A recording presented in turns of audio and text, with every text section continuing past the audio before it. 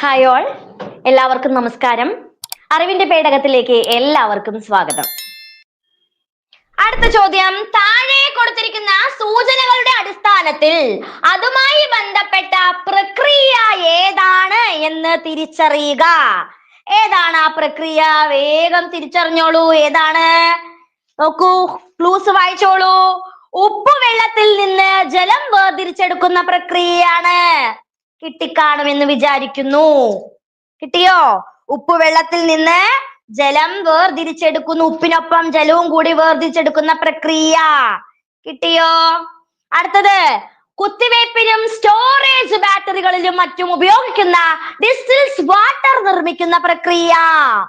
മിശ്രിതങ്ങളിൽ അടങ്ങിയിരിക്കുന്ന ഘടകങ്ങളുടെ തിളനിലകളിൽ തമ്മിൽ ചെറിയൊരു വ്യത്യാസമുണ്ടെങ്കിലും സാധാരണ രീതിയിൽ ബാഷ്പീകരിക്കപ്പെടാത്തവയെ വേർതിരിക്കുന്ന പ്രത്യേക രീതിയാണ് ഇത്. ഏതാണ് ആ രീതി? ഏതാണ്? ആംശിക സ്വേദനമാണോ, സ്വേദനമാണോ, ഏകാത്മക മിശ്രിതമാണോ, ഭിന്ന മിശ്രിതമാണോ? ഏതാണ്? ഇതുമായി ബന്ധപ്പെട്ട പ്രസ്താവന അല്ലെങ്കിൽ ഇതുമായി ബന്ധപ്പെട്ട പ്രക്രിയ ഏതാണ്? ഓപ്ഷൻ ബി ആണ് നമ്മുടെ ശരി ഉത്തരം. അതായത് സ്വേദനവുമായി ബന്ധപ്പെട്ട അല്ലെ ഏറ്റവും എനിക്കറിയാം നിങ്ങൾ ഫസ്റ്റത്തെ ക്ലൂവിൽ തന്നെ പിടിക്കുമെന്ന് അല്ലെ. അതായത് ഉപ്പുവെള്ളത്തിൽ നിന്ന് ജലം വേർതിരിച്ചെടുക്കുന്ന പ്രക്രിയ എന്ന് പറയുന്ന ആ ക്ലൂവിൽ തന്നെ ആൻസർ പിടിക്കുമെന്ന് തോന്നി. കിട്ടിയല്ലോ. അടുത്ത ചോദ്യം, താഴെ കൊടുത്തിരിക്കുന്നവയിൽ നിന്ന് ഒറ്റയാനെ കണ്ടെത്തുക. ഇവ ഇതിലെ ഒരു ഒറ്റയാനുണ്ട്. 3 പേർക്കും എന്തോ ഒരു പ്രത്യേകതയും ഉണ്ട്. ഏതാണ് ആ പ്രത്യേകതയുള്ള ആൾ? ആരാണ്? മഷി, നേർത്ത കഞ്ഞിവെള്ളം, ചെളിവെള്ളം, മൂടൽമഞ്ഞ്. ആരാണ് ഒറ്റയാൻ? ഒറ്റയാൻ ആരാണ്? ഓപ്ഷൻ സി ആണ് നമ്മുടെ ശരി ഉത്തരം. ചെളിവെള്ളമാണ്. മഷിയും നേർത്ത കഞ്ഞിവെള്ളം, മൂടൽമഞ്ഞ് ഇതൊക്കെ എന്താണ്? ഇതൊക്കെ കൊളോയിഡുകൾക്ക് ഉദാഹരണമാണ് അല്ലെ. അതായത് വലിയ ലീന കണികകൾ ചേർന്ന മിശ്രിതത്തെയാണ് നമ്മൾ എന്ത് പറയുന്നത്? കൊളോയിഡ് എന്ന് പറയുന്നത് അല്ലെ. വലിയ വലിയ ലീന കണികകൾ ചേർന്നൊരു മിശ്രിതമാണ് എന്ത്? കൊളോയിഡ് അല്ലെ. അപ്പൊ ചെളിവെള്ളം എന്താണ്? ചെളിവെള്ളം മാത്രം സസ്പെൻഷൻ ഉദാഹരണമാണ്. സസ്പെൻഷൻ എന്താണ്? സസ്പെൻഷൻ എന്ന് പറഞ്ഞാല് നഗ്ന നേത്രങ്ങൾ കൊണ്ട് കാണാൻ കഴിയുന്ന വലിപ്പം കൂടിയ ലീനഘടികകളുടെ ഒരു മിശ്രിതത്തെയാണ് നമ്മൾ എന്ത് പറയുന്നത്? സസ്പെൻഷൻ എന്ന് പറയുന്നത്. ഓക്കെ അല്ലേ? ക്ലിയർ അല്ലേ? അപ്പൊ ഇതിൽ ഒറ്റയാൻ ആരാണ്? ചെളിവെള്ളമാണ്. ബാക്കിയുള്ളവരൊക്കെ എന്താണ്? കൊളോയിഡുകളാണ്. മറ്റൊരു കാര്യം, കൃത്രിമ പാനീയങ്ങളൊക്കെ രൂപീകരിക്കാനേ കൊളോയിഡ് രൂപത്തിലാണ് കേട്ടോ. കൃത്രിമ പാനീയങ്ങളെല്ലാം തന്നെ ഈ കൊളോയിഡ് രൂപത്തിലാണ് രൂപീകരിക്കുന്നത് അല്ലെങ്കിൽ നിർമ്മിക്കുന്നതും കൂടി അറിഞ്ഞു വെക്കുക. അടുത്ത ചോദ്യം, താഴെ പറയുന്നവയിൽ നിന്ന് ശരിയായവ തെരഞ്ഞെടുക്കുക. ജലത്തിന്റെ ഖരാങ്കവുമായി ബന്ധപ്പെട്ട സ്റ്റേറ്റ്മെന്റ്സ് ആണ്. ശ്രദ്ധിച്ചോളൂ. ജലത്തിന്റെ ഖരാങ്കം എന്ന് പറയുന്നത് 0 ഡിഗ്രി സെൽഷ്യസ് ആണ്. ശരിയല്ലേ? ശരിയാണോ? ശരിയാണ്. ജലത്തിന് ഏറ്റവും കൂടുതൽ സാന്ദ്രത അനുഭവപ്പെടുന്നത് 100 ഡിഗ്രി സെൽഷ്യസിലാണ്. തെറ്റാണ്. 4 ഡിഗ്രി സെൽഷ്യസിലാണ് ജലത്തിന് ഏറ്റവും കൂടുതൽ സാന്ദ്രത അനുഭവപ്പെടുന്നത്. ജലത്തിന്റെ സ്വാഭാവിക തിളനിലയാണ് 4 ഡിഗ്രി സെൽഷ്യസ്. അതും തെറ്റാണ്. ജലത്തിന്റെ സ്വാഭാവിക തിളനില എന്ന് പറയുന്നത് 100 ഡിഗ്രി സെൽഷ്യസ് ആണ്. പ്രഷർ കുക്കറിലാണെങ്കിൽ ഇത് 120 ഡിഗ്രി സെൽഷ്യസ് ആയിരിക്കും. അപ്പൊ ഏതാണ് ഇതിൽ ശരിയായ പ്രസ്താവന? ഏതാണ്? ഓപ്ഷൻ എ ആണ്. 1 മാത്രമാണ് ശരിയായിട്ടുള്ള പ്രസ്താവന. ഓക്കെ അല്ലേ? അടുത്ത ചോദ്യത്തിലോട്ട് കടക്കാലോ. അടുത്ത ചോദ്യം, ശരിയായ ജോഡികളെ കണ്ടെത്തുക. അതായത് ഇത് മൂലകങ്ങളും അവയുമായി ബന്ധപ്പെട്ട സംയുക്തങ്ങളെയുമാണ് ജോഡി അല്ലാതെ കൊടുത്തിരിക്കുന്നത്. നിങ്ങൾ എന്ത് ചെയ്യണം? ഇതിനെ വേഗം ജോഡിയാക്കിക്കോളൂ. ഏതൊക്കെയാണ് ജോഡിയായിട്ട് വരുന്നത്? വേഗം നോക്കൂ. വളരെ സിമ്പിൾ ആണ്. സിമ്പിൾ ആയിട്ടുള്ള മാച്ച് ദ ഫോളോയിങ് ആണ്. ഏതാണ് ഇതിൽ ശരി ഉത്തരമായിട്ട് വരുന്നത്? ഏതാണ് ശരി ഉത്തരം? എ ആണോ, ബി ആണോ, സി ആണോ? ഓക്കെ, ഓപ്ഷൻ ബി ആണ് നമ്മുടെ ശരി ഉത്തരം. ഏതാണ്? ഓപ്ഷൻ ബി ആണ് നമ്മുടെ ശരി ഉത്തരം അല്ലെ. Option B. Carbon dioxide, silicon, silicate, nitrogen. ഏതാണ് നൈട്രജൻ? നൈട്രജൻ ഏതാണ്? Nitrogen ammonia. Phosphorus phosphine. ഇതാണ് നമ്മുടെ ശരിയായ ജോഡി. ഓപ്ഷൻ ബി ആണ് നമ്മുടെ ശരി ഉത്തരം. കാർബണിന്റെ സംയുക്തമാണ് കാർബൺ ഡൈ ഓക്സൈഡ്, സിലിക്കന്റെ സംയുക്തമാണ് സിലിക്കേറ്റ്, നൈട്രജന്റെ സംയുക്തമാണ് അമോണിയ, ഫോസ്ഫറസിന്റെ സംയുക്തമാണ് ഫോസ്ഫീൻ. ഓക്കെ അല്ലേ? അടുത്ത ചോദ്യം, താഴെ പറയുന്നവയിൽ നിന്ന് തെറ്റായവ കണ്ടെത്തുക. അല്ലെ, താഴെ കൊടുത്തിരിക്കുന്നവയിൽ നിന്ന് തെറ്റായവ കണ്ടെത്തുക. പറഞ്ഞോളൂ, ഏതാണ് തെറ്റായത്? അമോണിയ വ്യാവസായികമായി നിർമ്മിക്കുന്ന പ്രക്രിയയാണ് ഹേബർ പ്രക്രിയ. ശരിയാണോ? ശരിയാണ്. പലതവണ പരീക്ഷയ്ക്ക് ആവർത്തിച്ചൊരു ചോദ്യമാണ്. ദ്രവീകരിച്ച അമോണിയ ലിക്കർ അമോണിയ എന്നറിയപ്പെടുന്നു. തെറ്റാണ്. ദ്രവീകരിച്ച അമോണിയ ലിക്വിഡ് അമോണിയ എന്നാണ് അറിയപ്പെടുന്നത്. ലിക്കർ അമോണിയ എന്താണ്? ഗാഢത്തിലുള്ള ഗാഢ അമോണിയാണ് ലിക്കർ അമോണിയ. ഓക്കെ അല്ലേ? ഹേബർ പ്രക്രിയയിൽ നൈട്രജനും ഹൈഡ്രജനും തമ്മിലുള്ള അനുപാതം 3:1 ആണ്.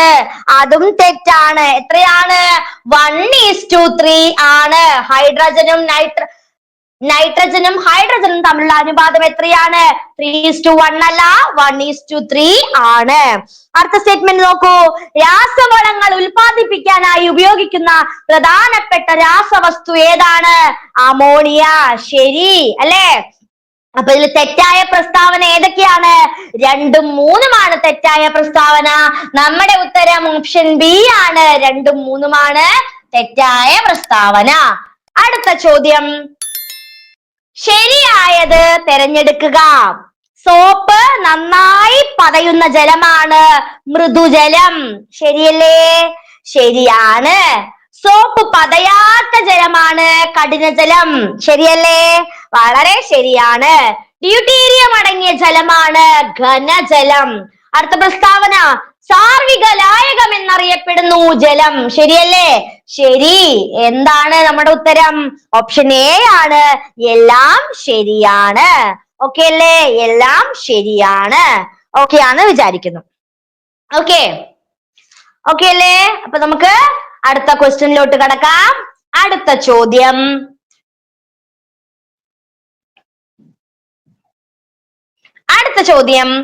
ഖരലായനിക്ക് യോജിച്ചത് ഏതാണ്?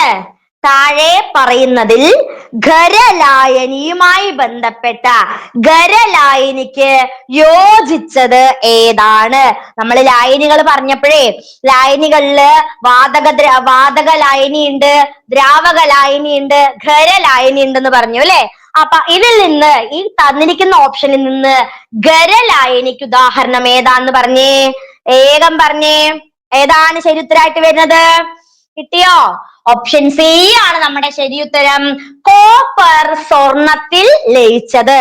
കോപ്പർ സ്വർണത്തിൽ ലയിച്ചതാണ് ഖര ലായനിക്ക് ഉദാഹരണം. ഓക്കെ അല്ലേ? കിട്ടിയല്ലോ? Okay okay. നമുക്ക് അടുത്ത ക്വസ്റ്റ്യനിലോട്ട് കിടക്കാം. അടുത്ത ക്വസ്റ്റ്യൻ കണ്ടപ്പോൾ തന്നെ മനസ്സിലായി, നമ്മുടെ ഇംഗ്ലീഷ് ആണ്. നമുക്ക് ഇംഗ്ലീഷ് പാർട്ടാണ് നമുക്ക് ഇന്ന് പഠിക്കാനുള്ളത്. ഇംഗ്ലീഷിൽ നിന്ന് നമുക്ക് കോമ്പൗണ്ട് വേർഡ്സിനെ കുറിച്ചാണ് പഠിക്കാനുള്ളത് അല്ലെ? എന്താണ് കോമ്പൗണ്ട് വേർഡ്സ് എന്ന് പറഞ്ഞാല്?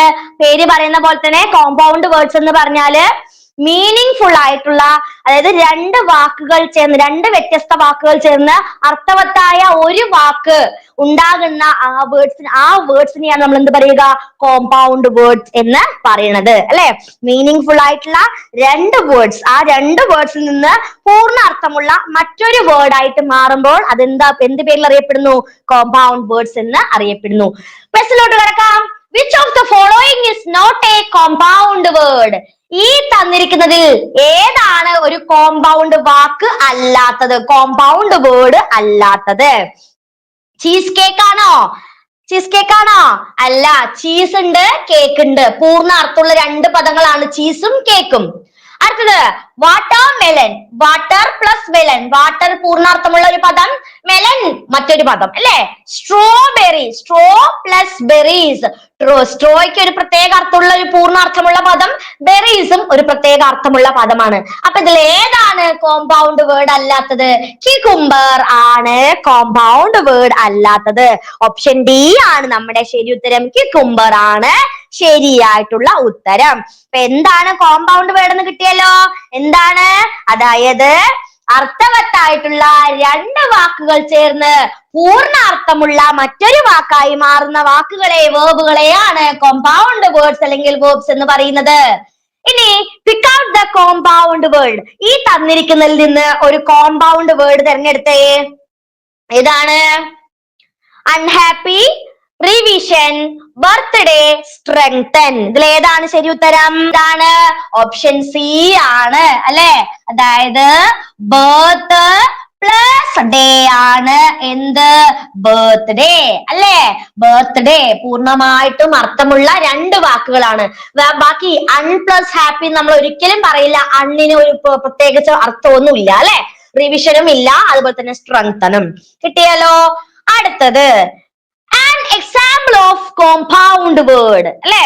ഇതിൽ നിന്ന് ഈ നാല് വാക്കിൽ നിന്ന് ഒരു കോമ്പൗണ്ട് വേർഡ് സെലക്ട് ചെയ്തേ. വളരെ സിമ്പിൾ ആയിട്ടുള്ള ക്വസ്റ്റ്യൻ ആണേ. Seriousness, table cloth, horizontal, parallel. ഏതാണ്? ഓപ്ഷൻ ബി ആണ് നമ്മുടെ ശരി ഉത്തരം. അതായത് പൂർണ്ണാർത്ഥമുള്ള വാക്കാണ് ടേബിള് പ്ലസ് ക്ലോത്ത്. രണ്ട് പൂർണ്ണാർത്ഥമുള്ള വാക്കുകൾ ചേർന്ന് ടേബിൾ ക്ലോത്ത് എന്നൊരൊറ്റ അർത്ഥമുള്ള വാക്കായിട്ട് മാറുന്നു. ബാക്കിയുള്ള ഒരു വാക്കിനും അങ്ങനെ സാധ്യമല്ല. ക്ലിയർ? അടുത്ത ചോദ്യം. Find out the compound word use in the sentence. My father wears a dash when goes to office. അല്ലെ. ഇതിൽ ഈ ഒരു സെന്റൻസിന് പറ്റിയ കോമ്പൗണ്ട് വേർഡ് നമ്മളോട് ആഡ് ചെയ്യാൻ പറഞ്ഞിരിക്കുകയാണേ. അതായത് അർത്ഥം ഇതാണ്. മൈ ഫാദർ വിയേഴ്സ് എ, എന്റെ അച്ഛൻ ഓഫീസിലോട്ട് പോകുമ്പോൾ ധരിക്കുന്ന ഒരു സാധനം അല്ലെ. അതേതാണ്? ഓപ്ഷൻ സി ആണ് നമ്മുടെ ശരി ഉത്തരം. നെക്ക് ടൈ അല്ലെ. NECK, neck plus tie. പൂർണ്ണ അർത്ഥമുള്ള നെക്കും ടൈയും കൂടി ചേർന്ന് എന്താകുന്നു? നെക്ക് ടൈ ആകുന്നു. My father wears a neck tie when goes to office. ഇതാണ് ശരിയായിട്ടുള്ള ഉത്തരം. ഓക്കെ അല്ലേ? അടുത്ത ചോദ്യം. Which of the following is not a compound word? ഇതിൽ ഏതാണ് ഒരു കോമ്പൗണ്ട് വേർഡ് അല്ലാത്തത്? ലൈഫ് ടൈം ശരിയാണ്. കോമ്പൗണ്ട് വേർഡ് അല്ലേ? ആണ്. വാട്ട് എവർ പ്ലസ് എവർ ശരിയാണ്. ഫോർഗെറ്റ് അങ്ങനെ പറയോ നമ്മള്? ഫോർഗെറ്റ് നമ്മൾ വേറെ പറയോ? ഇല്ല. പ്ലേ ഗ്രൗണ്ട് പറയുമോ? പ്ലേ ഗ്രൗണ്ട് ശരിയായിട്ടുള്ള ഉത്തരമാണോ? ശരിയാണ്. അപ്പൊ ഏതാണ് ഇതിൽ കോമ്പൗണ്ട് വേർഡ് അല്ലാത്തത്? ഫോർഗെറ്റ് ആണ്. ഓക്കെ അല്ലേ? അടുത്ത ചോദ്യം. Find out the compound word. ഈ തന്നിരിക്കുന്ന വാക്കുകളിൽ നിന്ന് വേഗം ഒരു കോമ്പൗണ്ട് വേർഡ് ഏതാണെന്ന് കണ്ടെത്തിക്കേ. ഏതാണ്? കണ്ണടച്ച് ഉത്തരം പറയാ അല്ലെ. Rainbow, yesterday, beautiful, sea. ഏതാണ്? ഓപ്ഷൻ എ ആണ്. റെയിൻബോ അല്ലെ. Rain plus bow. റെയിൻബോ അല്ലാണ്ട് വേറെ ഏതെങ്കിലും വാക്കിന് അങ്ങനെ അർത്ഥവത്തായിട്ടുള്ള വേറൊരു വാക്കുണ്ടോ? ഇല്ല. റെയിൻബോ ആണ് നമ്മുടെ ശരി ഉത്തരം.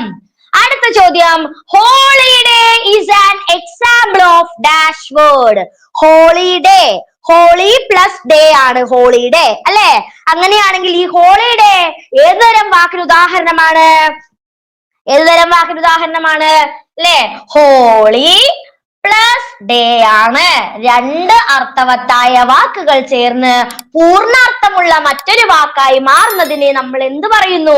കോമ്പൗണ്ട് വേർഡ്സ് എന്ന് പറയുന്നു. നമ്മുടെ ഉത്തരം ഓപ്ഷൻ ബി ആണ് ശരി ഉത്തരം. ഓക്കെ, എല്ലാരും ശരി ഉത്തരം പറഞ്ഞുട്ടാ. Okay, super. അടുത്ത ചോദ്യം. Find out the compound adjective. ഈ തന്നിരിക്കുന്നതിൽ നിന്ന് ഒരു കോമ്പൗണ്ട് അഡ്ജക്റ്റീവ് സെലക്ട് ചെയ്യണം. It was indeed a beast breaking story.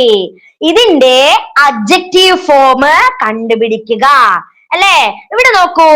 ഇവിടെ സ്റ്റോറി എന്ന് പറയുന്നത് എന്താണ്? സ്റ്റോറി എന്ന് പറഞ്ഞത് ഒരു നൗണും ഹാർട്ട് ബ്രേക്കിംഗ് എന്ന് പറയുന്നത് ഒരു അഡ്ജക്റ്റീവും അല്ലേ.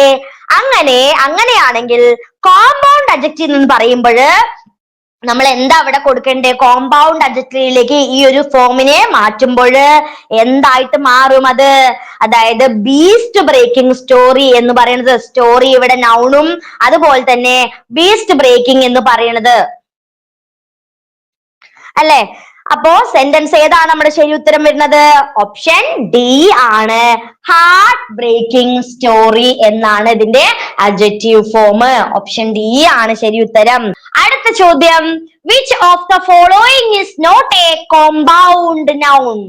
ഈ തന്നിരിക്കുന്നതിൽ ഒരു കോമ്പൗണ്ട് നൗൺ അല്ലാത്തത് ഏതാണ്? ഹാൻഡ് ബാഗ് കോമ്പൗണ്ട് അല്ലേ? ആണ്. സ്പെയർ ടൈം ശരിയാണോ? ശരിയാണ്. 5-year-old ശരിയാണോ? വിസിറ്റിംഗ് കാർഡ് അപ്പൊ ഏതാണ് ഇതില്? ഇതൊരു കോമ്പൗണ്ട് വേർഡ് അല്ല. ഇതെന്താണ്? 5-year-old. ഇവിടെ 3 അർത്ഥവത്തായിട്ടുള്ള വാക്കുകൾ ഉള്ളത് കൊണ്ട് ഇതിൽ നമ്മൾ എന്ത് പറയുന്നു? ഹെപ്പനൈസ്ഡ് കോമ്പൗണ്ട് വേർഡ് എന്നാണ് പറയുന്നത്. എന്താണ് ഇത്? ഓപ്ഷൻ ബി ആണ് ഇവിടെ നമ്മുടെ ശരിയായിട്ടുള്ള ഉത്തരം. ഹെപ്പനൈസ്ഡ് കോമ്പൗണ്ട് വേർഡ് ആണ് 5-year-old. ഓക്കെ അല്ലേ? അടുത്ത ചോദ്യം, which word is A compound word? ഇതിൽ ഏതാണ് ഒരു compound word? Pumpkin, popcorn, sheep, pumpkin, babies. ഏതാണ് ഇതിൽ ശരി ഉത്തരമായിട്ട് വരുന്നത്? ഏതാണ് ശരി ഉത്തരം? 2 വാക്കുകൾ ചേർന്ന ഒരു വാക്ക് ഉണ്ടാവുന്നതിൽ ഏതാണ്? പോപ്കോൺ അല്ലേ?